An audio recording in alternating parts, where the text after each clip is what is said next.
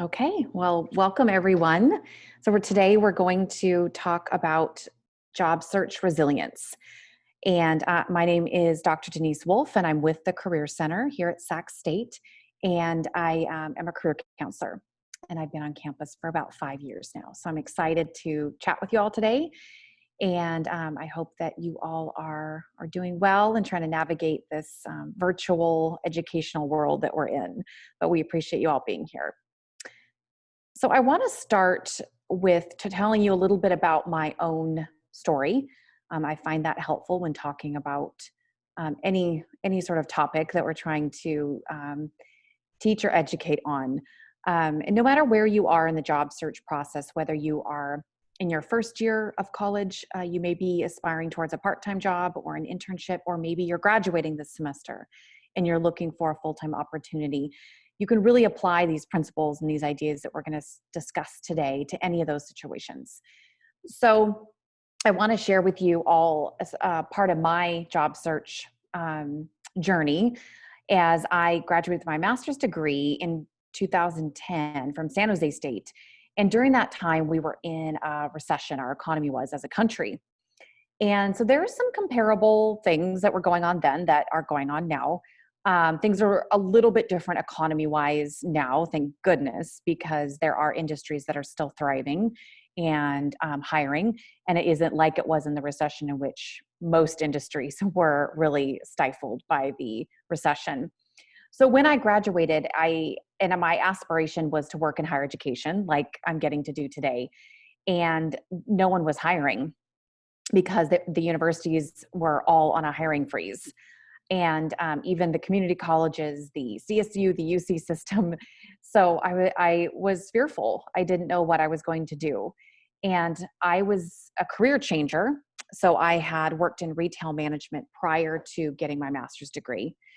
And this was my passion. This was my next step in life. And I knew that this was going to be fulfilling my purpose in my career. So I was really discouraged and upset, thinking that I wasn't going to be able to achieve that goal of mine, which was to get this degree and then work in higher education.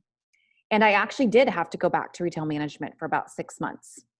And because I had to work, I needed an income to support my family. And so I had to just, put my pride aside and take a job that I was trying to escape so that I could earn a living. And sometimes we have to do that. But what I did is I continued to search for my passion and to continue to apply to opportunities in higher education. And at the beginning of 2011, about 6-7 months later, I did get an opportunity to start my career in higher ed, and that was with UC Santa Cruz. So I was really grateful for that opportunity, and that I was able to keep going and I didn't give up. So that's a theme that I'm going to talk about a lot today. So I share that with you all because it's really important to not lose sight of your goal and to keep going. And that this time may be difficult, but it is not impossible. And as I mentioned, you may be hearing a lot of things in the media and the news about no one's hiring and the unemployment rates, this and that. And I would advise you just not to listen to any of those things, because your path is your path. And just take that information with a grain of salt, because sometimes hearing that negative information can really bring us down. And I'll get into that more later too. So, all right, let's go ahead and move along. So what I'm going to cover, and we really have about 50 or so minutes, because I would like to leave some time for questions at the end. But I'm going to talk about some basic job search tips, some things that are helpful for you to know as you navigate your search. I'm going to talk about a theory called happenstance. And then we're going to talk about guarding against the negativity that I started to allude to and cultivating the positive. Also connecting with people and the value that has in your job search, as well as the topic of quality versus quantity. And then we're going to talk about reframing the idea of rejection. And then not giving up. which again, I talked about in my own story. And then I'm going to leave you all with some next steps, some things that I would suggest that you do from here that will help you as you continue on your job search. And Mary, there might be one person waiting to get in, if you wouldn't mind allowing them in for me. So happenstance, I don't know if anyone's heard about that before, but happenstance is actually a theory that was created by a Stanford professor. I'm not going to lecture at you. We're not in class here, but it's important to know the history here. And happenstance is, I don't know if you've ever had one of those moments where you stumbled across someone, or maybe you met somebody in a grocery store and you struck up a conversation with them and realized that you had a lot in common, or maybe you shared with them your interest of what you're studying in college, and maybe that's what they studied, or just this by chance moment where you met someone or you encountered something that really set you off in a new direction. And maybe that happened to you when you were exploring your major, or when it came time to choose going to Sac State, or perhaps something you got involved in high school. An example that I have about happenstance for myself was I decided to try cheerleading when I was in middle school, because I grew up in a very small rural area and we didn't have any sports. And so I picked cheerleading because nobody else, everyone was starting out from scratch with no skill level. So I thought my chances were higher. And I just so badly wanted to be involved in something. So I tried it then, and it was okay. And then I tried again in high school, and I really enjoyed it. And then I continued to do it for 6 years and on up through college, and had some of the most amazing experiences that I ever would imagine. And I also gained a lot of great leadership skills in the process. So had I not chose this random activity at the time to get involved in, I would have never had those experiences later in life that would have opened some amazing doors for me. So we have these things in life that happen, and we can't predict them. We can't control them. But they can be something to follow and be mindful of as we experience them. So we'll weave this concept in as we go. This is really important when you're searching for a career, when you're searching for jobs, because at first glance, the job that you're looking at, maybe the title is something bizarre and you're like, what is that? But when you look in deeper, and it really is intriguing to you, and so maybe you apply and you go ahead and give it a shot, and it could end up launching this amazing career for you. But if you at first glance would have made a judgment based on the job title, that may not have been the case. So it's also about being being open-minded about what you're looking at. And then assessing yourself as you have life experiences. How a certain experience makes you feel. Does it excite you? Is it something that does time go by without, and you just don't even realize it? Is it something that you would do, if you didn't have to, or if you weren't getting paid? Just kind of, how does it make you feel? And then writing those things down. I'm a big believer in your career discovery and in your job search about taking notes, whether it's in a notebook, a phone, a spreadsheet, wherever, but make some sort of notes to yourself as you go through the process. And I'm going to weave this in as we go as well. But taking those notes is really helpful, and journaling about your experience and what you're going through.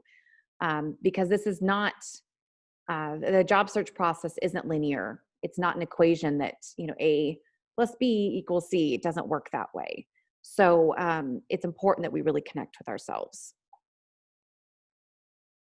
So these are some basic tips that I would recommend that will help you in actually doing the act of searching for a job in a job search engine. So a lot of times folks will come to me and ask me for help with their job search. And I feel like they're looking for this magic tool that I will say, this is the thing that you need to use. And there's no like magic wand here. and there's some pieces that are really vital and important, but I'm not going to tell you that, one is better than the other as far as when it comes to job search platforms. However, as a Sac State student, and if there's any alumni in here as well, Handshake is your best option, because employers come and post on Handshake because they want to hire you. They want to hire folks that are associated with Sac State. So that should really be your go-to as an affiliate of Sac State, as either a current student or alum. So if you're not on Handshake, I would recommend that that's the number one thing you do after this session is go on to Handshake, build out your profile, which means answering a few questions, uploading a resume when you're ready, but you don't have to do that right away. And then taking advantage of searching through the events we have to offer and the jobs and internships that are posted. So Handshake as a Sac State affiliate is really, really your go-to. However, there's others out there that you may find helpful for various reasons. I like LinkedIn. I'm not, an alum of Sac State, and so I use other tools myself. LinkedIn is really helpful. It's honestly my favorite, but then there's other places like Indeed and Glassdoor that you can utilize. I would suggest when you're searching to use broad keywords, because job titles in most cases are varied by organization. Now, there's some industries, like if you want to be a nurse, if you put in nurse, you're likely going to find nursing jobs, right? But other occupations, say you want to work in communications, and so you have that broad interest, then you might want to just plug in communications or marketing or public relations, but not necessarily putting in a very specific job title so that you don't limit yourself. And then as you go through the job search and you put in, say, communications, look and see what results you get. Read through in detail the descriptions that you see. If you are seeing 4, 5, 6 jobs that really sound exciting and interesting to you, then you should save that search criteria within Handshake, it will then email you, notify you when new jobs or internships are added that match your criteria. So it makes your search process much more efficient as you go along through your search. So you don't have to dive back in every time and make it this daunting task. It really should be efficient for you, that part of it. So I would recommend, if you're just getting started, to do that, to start to play around with some keywords. You can meet with one of us counselors in the Career Center. We're meeting on Zoom, and you can book appointments via our homepage of our website with one of us, and we can help you talk through some different keywords that you could try if you're not sure where to start. And then, like I said, you have to kind of go through it as an activity first, not even, even if you're not ready to apply yet, it's just a good activity to do the searching and reading through descriptions to see what connects for you. So you can start to discover some themes. And then another way you can approach your job search is to search for organizations. So if you're not seeing what you're looking for, but maybe you really love a certain organization and you know that you really want to work for them, then look at that organization, research that organization and see what is actually posted on their site, or look up that organization themselves on Handshake. Students not even from outside of our university can post reviews on Handshake about different organizations and their experiences with jobs and internships, which is really helpful as well. So you can also flip the search, and instead of looking for the job, you can look for the organization. So sometimes that can be a good strategy to mix up your approach, especially if you're tired of searching for the job and you're not seeing what you're looking for. Mix it up a little bit, try something new. So those are some of my basic tips. The rest of what we're going to chat about is a little bit more about the process and how to go through this time of job and internship searching when it may be a little bit more challenging. And I think there may be a few more folks, Mary, if you wouldn't mind checking that out. Thank you. Okay, so one idea that I want you to think about is curiosity and being curious. So this goes along with our discussion earlier about happenstance, but it's trying something new, taking a risk, exploring different options, and then asking questions. So much of our the jobs that we find ourselves in, if you talk to somebody that their career has been, they've been in a career for a while, um, they may have gotten where they are because they tried something new or they took a risk. Using my own example, when I was, as I shared at the beginning, I started out in retail management and did that for a few years because that was just the easiest path to a job because I had done retail in college. And it was a good one. I learned a lot. It paid the bills, but I also learned what I didn't like and what I didn't want. When I got to my master's degree, I thought I wanted to be a high school counselor.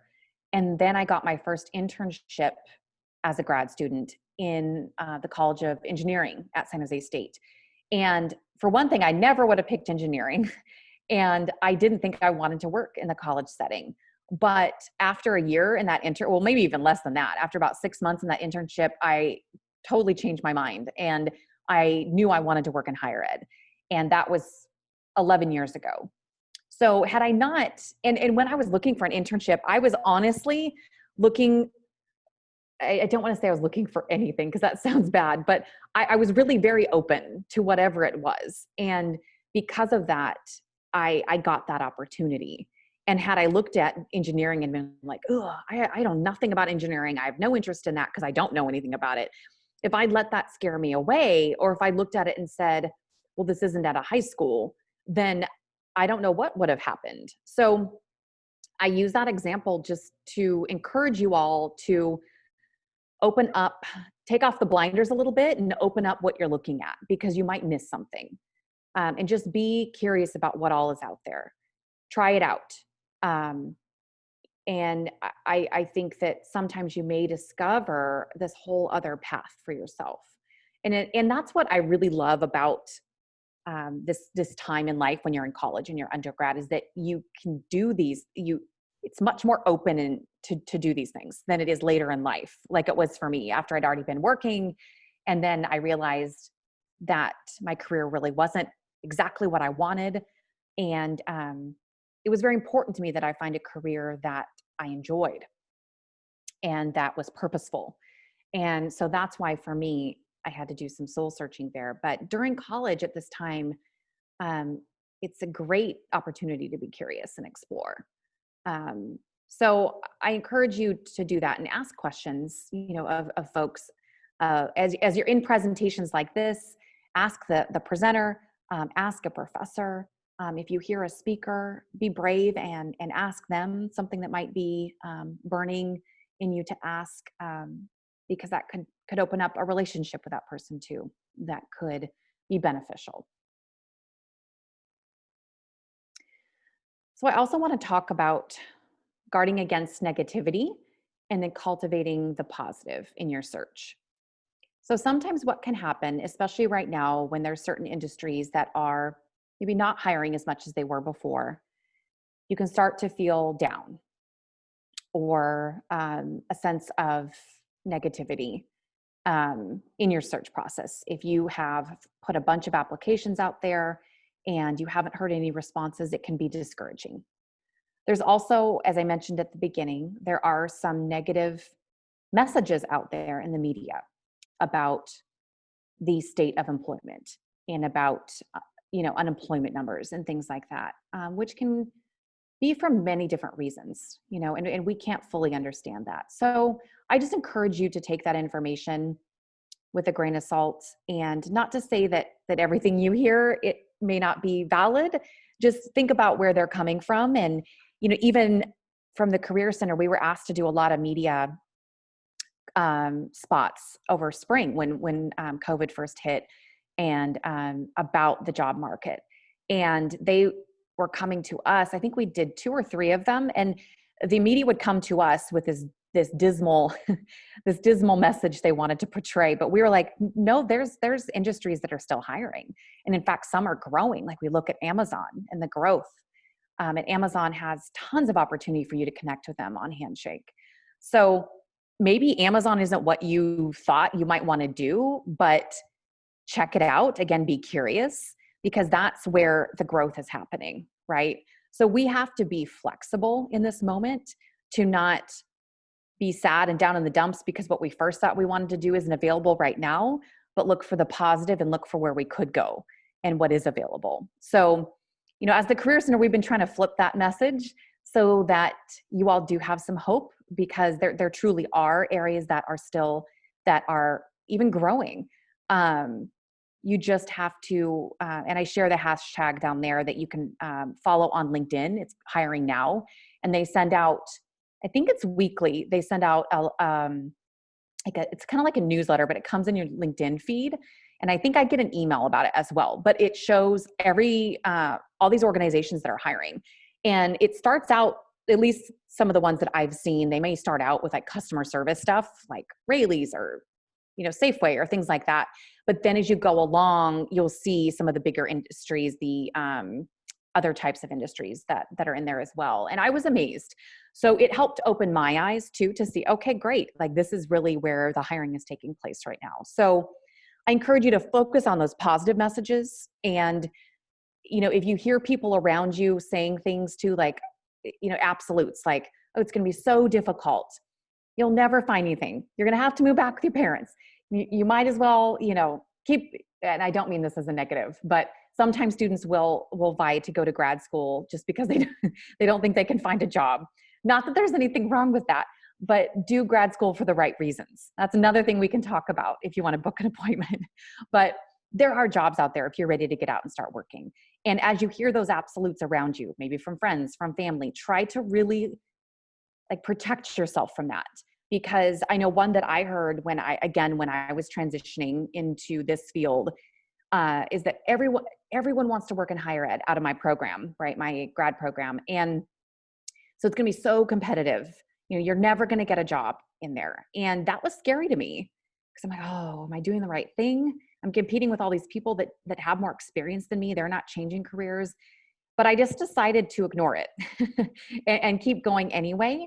And here I am today, having done this kind of job and being in this field for 11 years. So try not to listen to be respectful, of course, especially if it's your family, but, share with them a fact that you learned from the Hiring Now hashtag or from something you saw on Handshake. Like, did you actually know that Amazon is hiring? Mary probably knows this number better than me, but, X number of jobs right now, and, give somebody else some hope, right? In that it's not so doom and gloom out there. So, and I don't mean to make light of the situation either, but I think what makes you resilient in this time, in this job search that you may be in, is all about your outlook and your attitude with it. So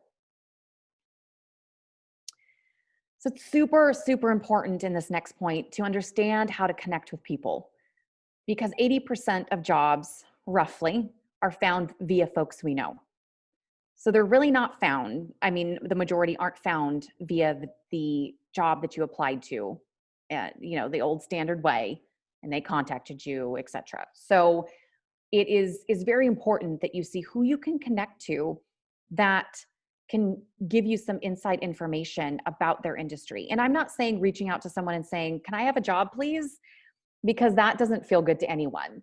And when most people think about networking, that's what scares them, is they think, oh, I have to go and feel like a salesperson or ask someone for a job. And really, I don't even really like to use the word networking. I prefer relationship building. It's strategic relationship building. So that's what you're doing. And that's what I would recommend. So you can use a couple of tools to help yourself do this. One is LinkedIn. We have upcoming workshops regarding building your LinkedIn profile that I would encourage you to go to. I think it also weaves in building your Handshake profile.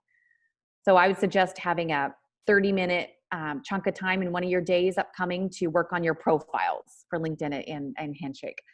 And it doesn't need to be perfect.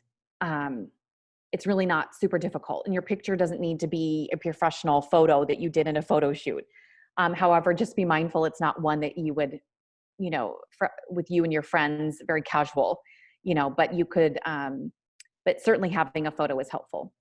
You can connect to folks via our Sac State Career Network, which allows you to connect with alumni and some folks from local industries to chat about different topics, whether it be job search, resume, or just to chat about how they got into their career field.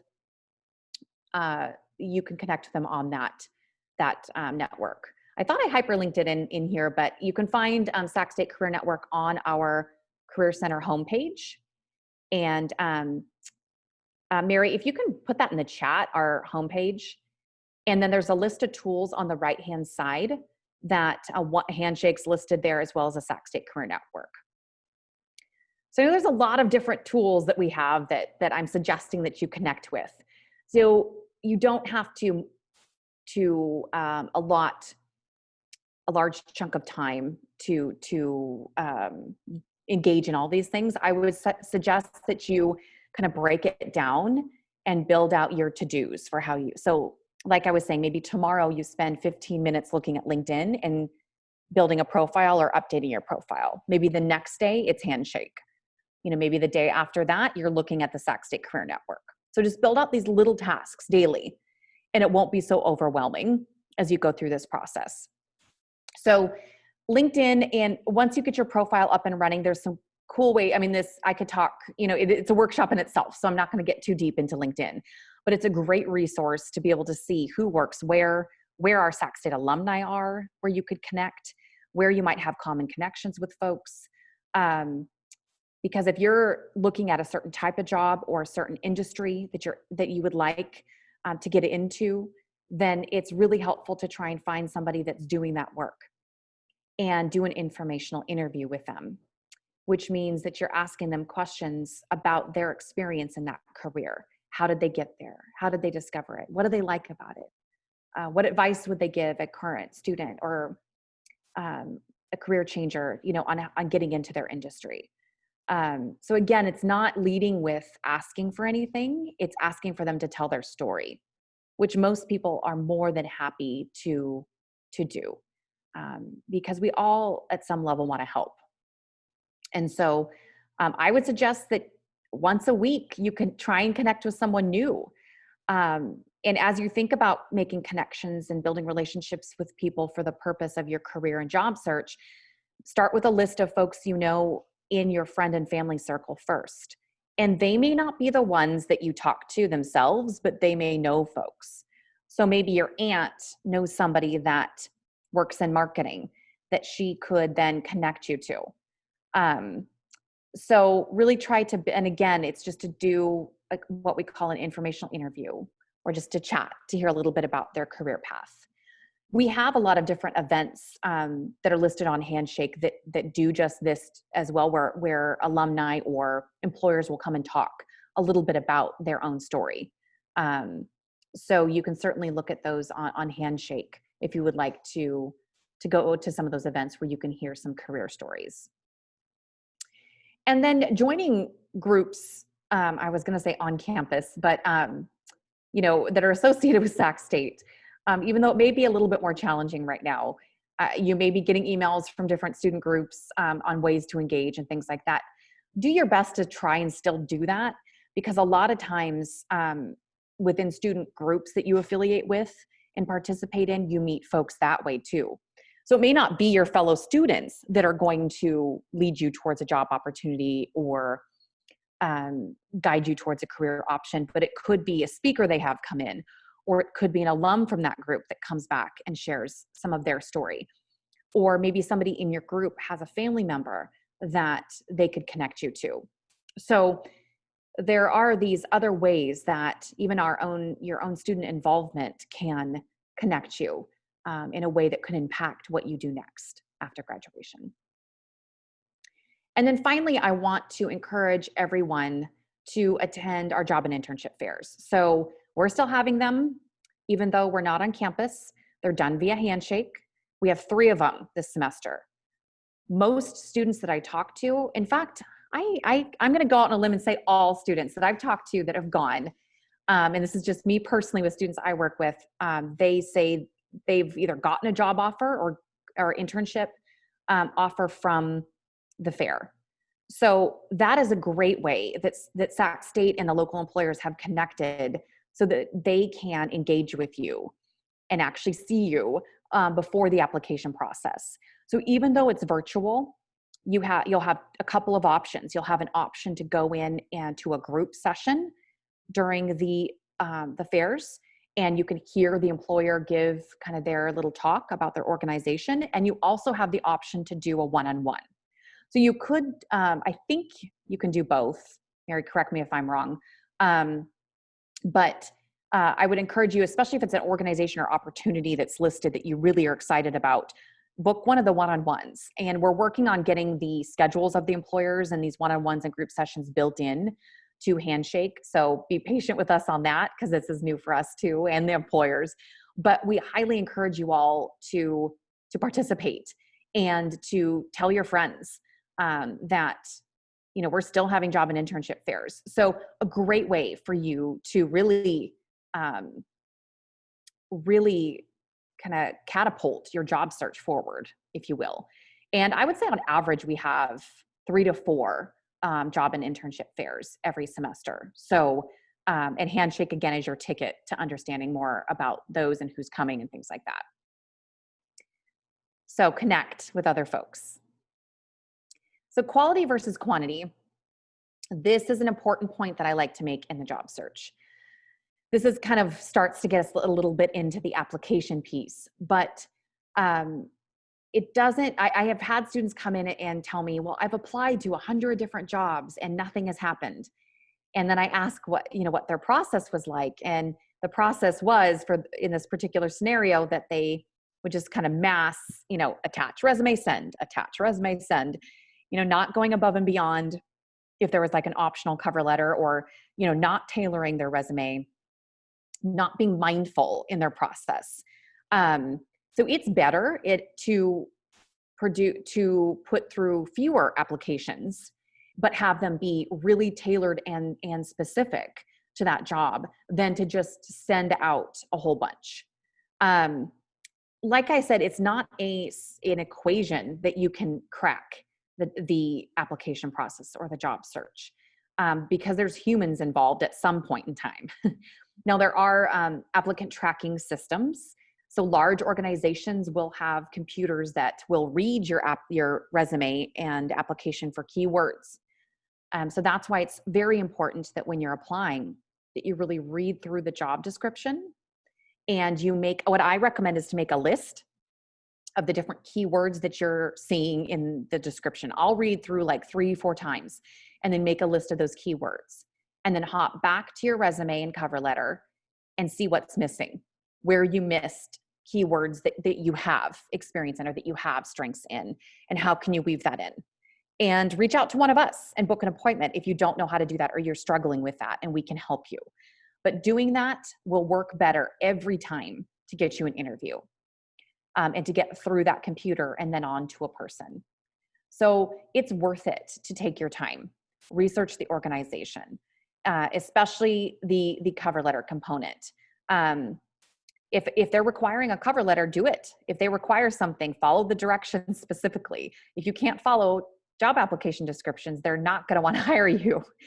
You also want to have things being very error-free. So hurrying and trying to get out as many applications at one time is not going to, the odds are greater that you'll have more errors when you're doing that. So it's really important that you're mindful. I just suggest doing one application a day, unless if you're looking for a part-time job and it's more customer service and you're applying for the same type of job, you might be able to do more than that. But if you're applying for a career level job or internship where it takes a little bit more research, a little bit more mindfulness, then doing one per day gets you thinking like that's the only job I'm applying for. And so then your efforts that you put through on paper or on your documents will come across like, wow, they really want to work here when the recruiters look at your information.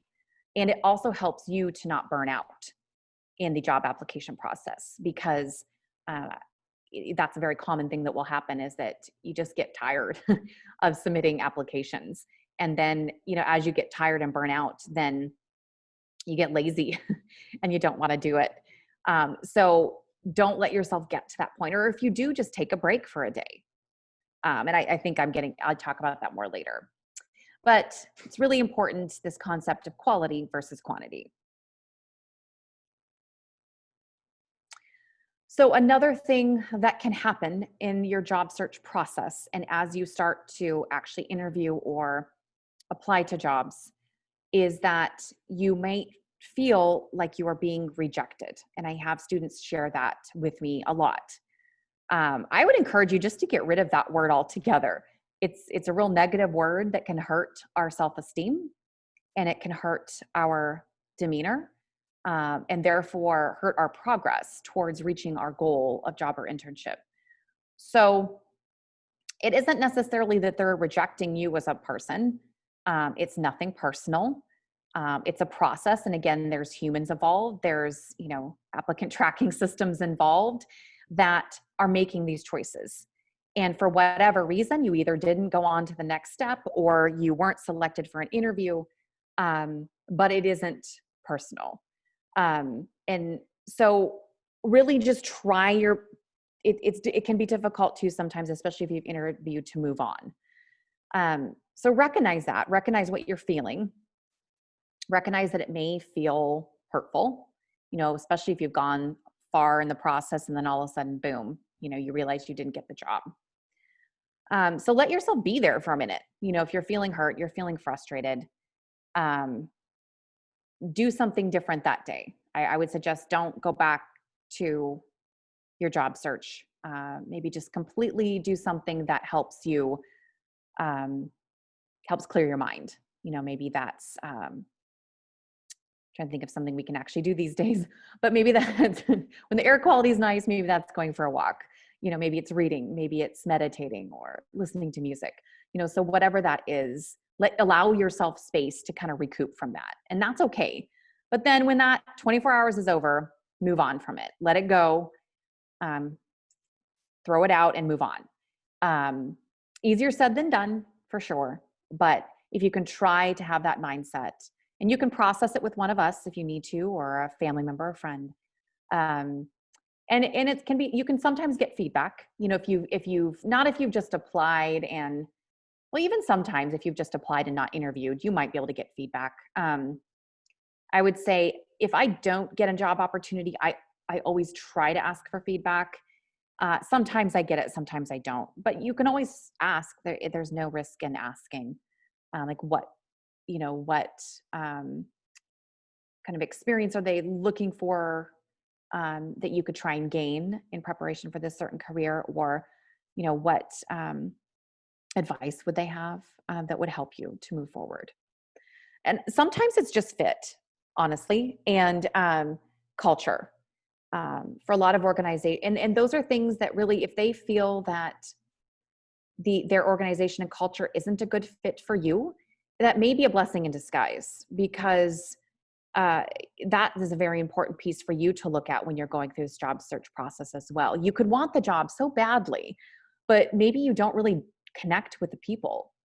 Maybe they have different interests than you, or maybe, it seems like the way that they do things is different than what you're comfortable with. So recognize those things as you're researching organizations. Sometimes it's difficult to tell just by researching a website, but you can also gather information from folks that work there. When you do informational interviews, you can ask about the culture and ask what it's like to work there, what they like about it, what they don't. And those could be helpful things for you to take note of as you go through your process as well, because we spend most of our time in our jobs. And one of the biggest reasons that folks say that they enjoy their job is because of the people that they work with. And so finding a good fit for you culturally and environmentally is really important. So it's not just about you getting a job. I mean, that's great. And if you need to make the money like I did, then awesome, but it may not be a long-term fit, right? So you may, and the goal would be to find something that you feel comfortable in for a while, so that you don't have to go back through this again, and you can gain a little bit of longevity on your resume. So replace that word rejection with something else. Okay. And then connecting back to my story at the beginning, don't give up. You don't give up. If you have a goal and you feel like you've identified your passion career wise, something that you feel is really could be purposeful for you, that's plan A. And build a plan for yourself. I recommend a plan A, B, and sometimes C, so that you can know what your limitations are. And so for me, my plan A was to work in higher ed. Plan B was to go back to what I did before, which was retail. I don't remember what plan C was. I don't think I had one. But so those were my plans. I knew that if I didn't have a job before graduation, I had to go to plan B because of my financial implications and responsibilities. So as you're developing these plans, think to yourself, okay, what is my financial need? And when do I have to have a job by? Or maybe you don't. You might have, if you have the luxury of not having to worry about that as much, then that's great. I'm happy for you, because then you can really dive into that plan A. But if you do, just create that timeline for yourself as to when you might need to engage in the plan B. But like I said, never give up on that plan A if you really feel like, unless at some point you discover that isn't the way you want to go and you're passionate about something else. But don't give up on that if you really feel led towards it. And just keep connected with folks that are doing that type of work. Keep connected with people that will motivate you and help you keep going during that time, because it is a marathon, not a sprint, the job search process. And some folks may find a job in a month, others may find one in 6 months. There's not like this set amount of time that it takes. If you're graduating this December, and you haven't start. It's not too soon. Sometimes as students, a lot of times will ask, is it too early to start looking? And it certainly isn't. I've even sometimes advised that students start, but slowly. It's 6 months in advance. And I had an intern last semester that she started her process, because I gave her this advice probably February, and she was graduating in May. Mind you, during COVID, right in the kind of chunk of it, like in March, she just started, and she got a job opportunity. I think she got the job offer in April for an advising position. And because she was worried, she's like, well, what if they offer it to me early and that I'm not graduated yet? And she was having to move to do the job as well. And I said, well, if you are the right candidate for them, and they see that you're graduating, they'll learn that you're graduating in May in your interview. Then if they offer you the job, then they're aware that you may not be able to start till May. So some organizations will wait for the right candidate, but you can chat with them about that as you're in the interview process. And again, that's why we recommend putting on your resume that you're expecting your degree by December 2020 or May 2021, so that they know. But sometimes employers will wait, for the right candidate. It just depends.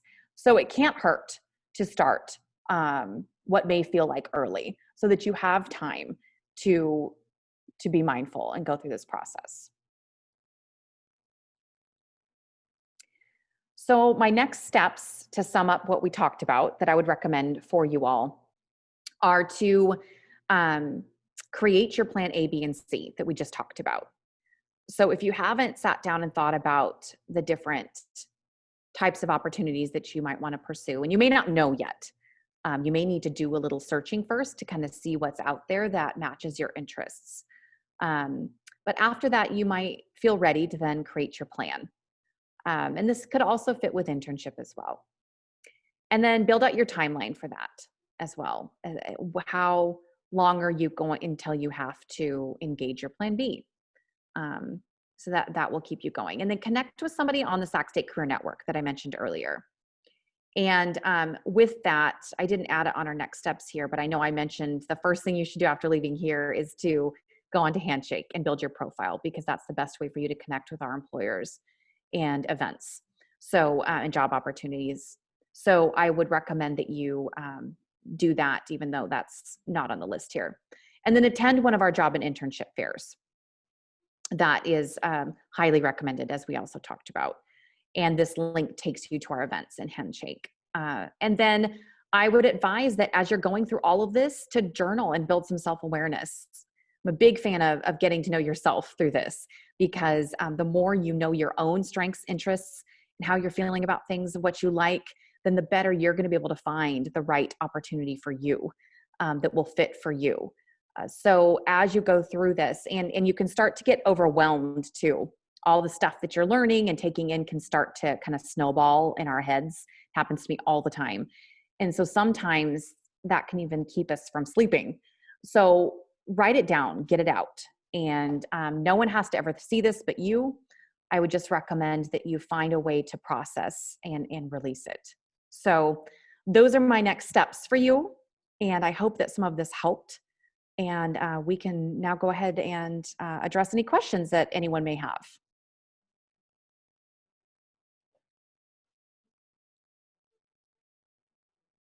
So feel free to unmute, or Mary, if there's things in the chat, you could go ahead and ask those.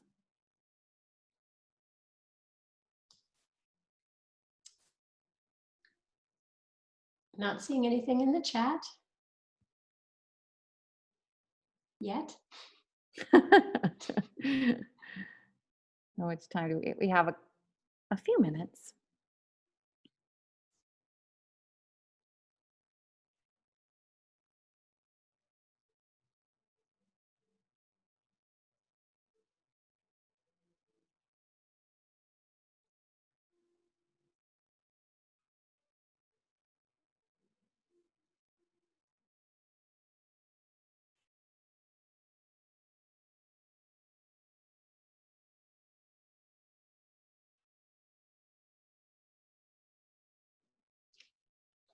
Well, if there's no questions, then we'll just go ahead and wrap up. But you'll see my email address. Oh gosh, I just ended that. There we go. Sorry.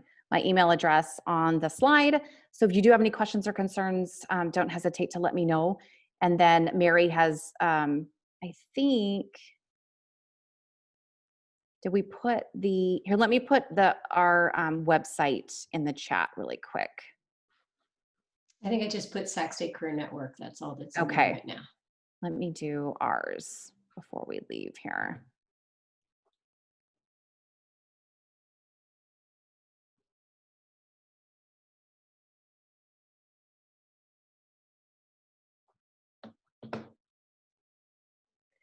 And the chat does go away. You probably all know that by now. But you can always save the chat by clicking on those little dots right where you type things, and you can save it. So there's a link to our website. And then I'll actually put in our link to make appointments as well, because I happen to have that up. So if you'd like to talk with somebody, you can book appointments at that next link that I just put in. So hopefully that helped you all a little bit. And again, please feel free to reach out to us as you might have more questions as you go through the process. This is a process. You usually need some help and guidance along the way. And so that's what we're here for. We do support all alumni as well. So once you finish at Sac State, you can still continue to use all of our services at no cost to you. So just keep that in mind if any of you are finishing up your time with us here shortly. So with that, I will let you all go, and I hope you have a great day.